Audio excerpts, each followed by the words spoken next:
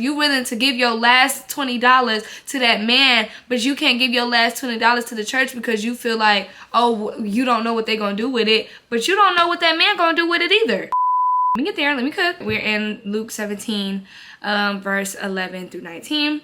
But the first thing I wrote down was, you are never too far away from God to hear you, but you can be too far for you to hear God. That really resonated with me simply because like sometimes that we feel like that we got to do it on our own. We in this hustle, grind.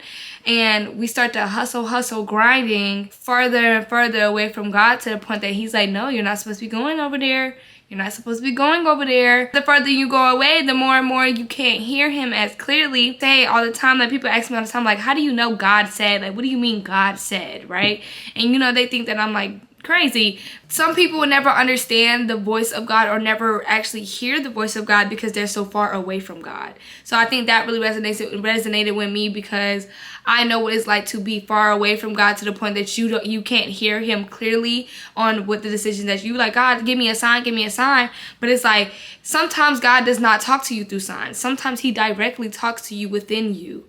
And if you're not seeking him on a daily basis, you're not going to hear him whenever he tells you turn left. Also, it said get healed as you go and God provides as you go.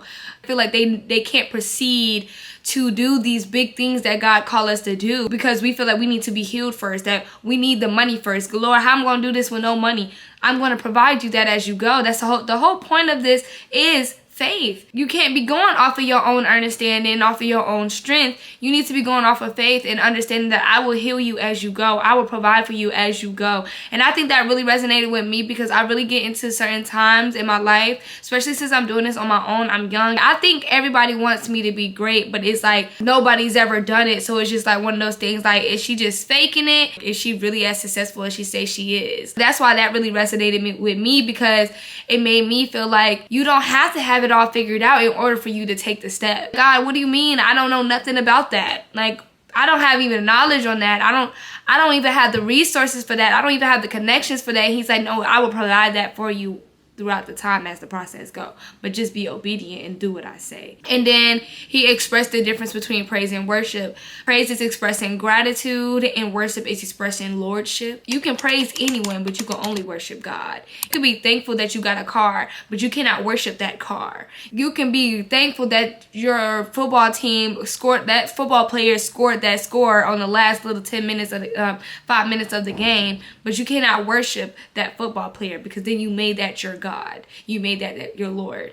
This was just a random one. I don't necessarily know the full context of this statement that I put down. I'm just gonna say it. You didn't just lose the relationship, but you lost your identity. And I think the reason why this was even brought up because he was talking about an example of how we worship the people that we are with, like in relationship wise.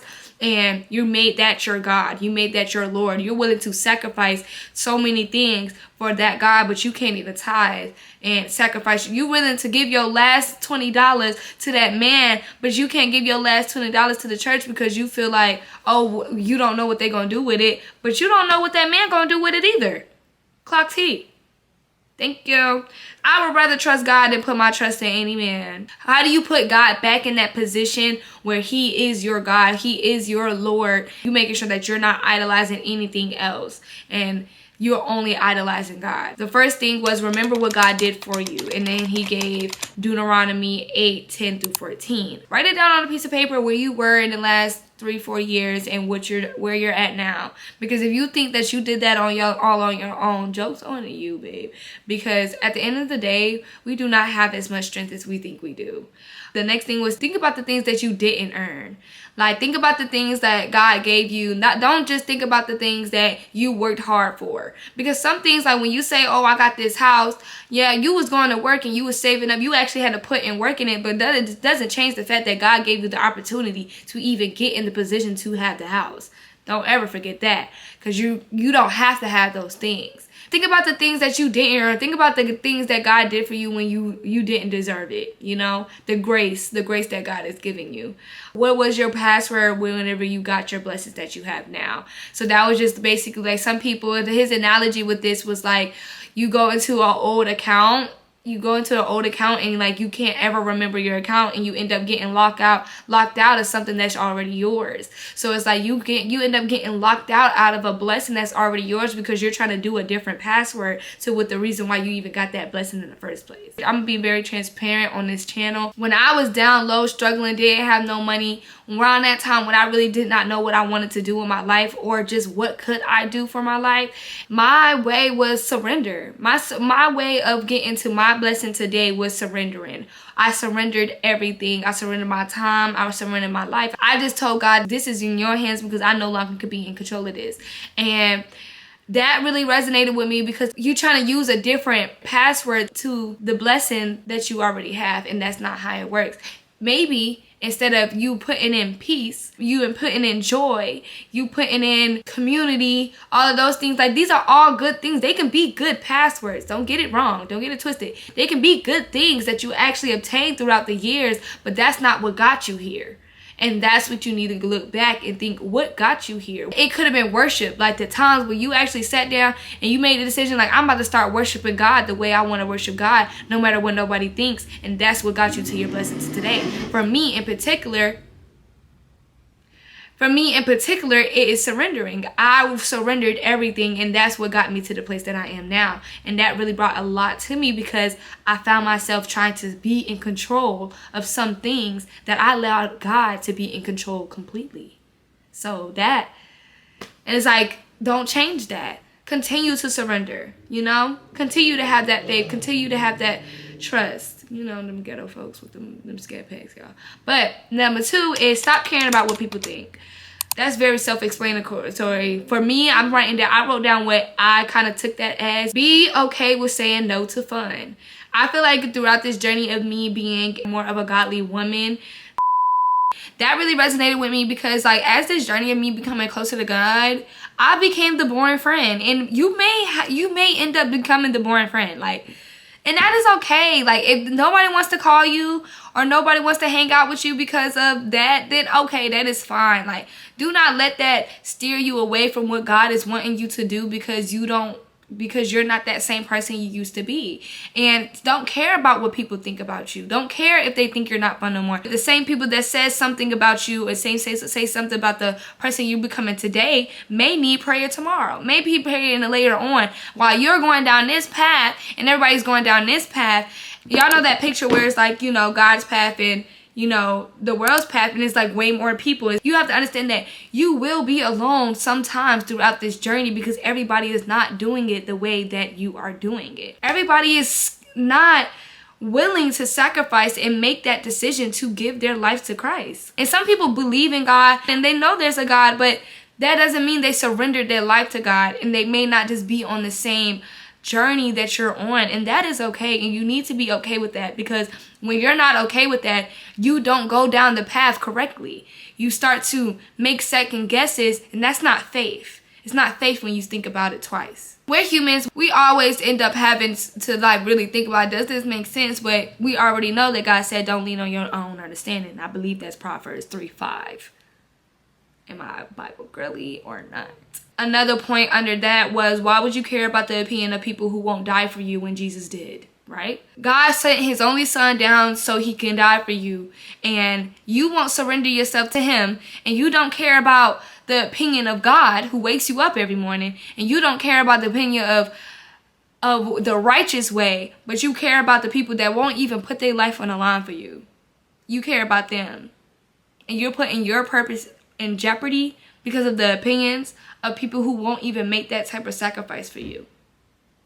Clock it. For stop caring about what other people think, he did use the verse John 15:13. Then number 3 is use your voice, and this is Psalms 91 verse 1-2.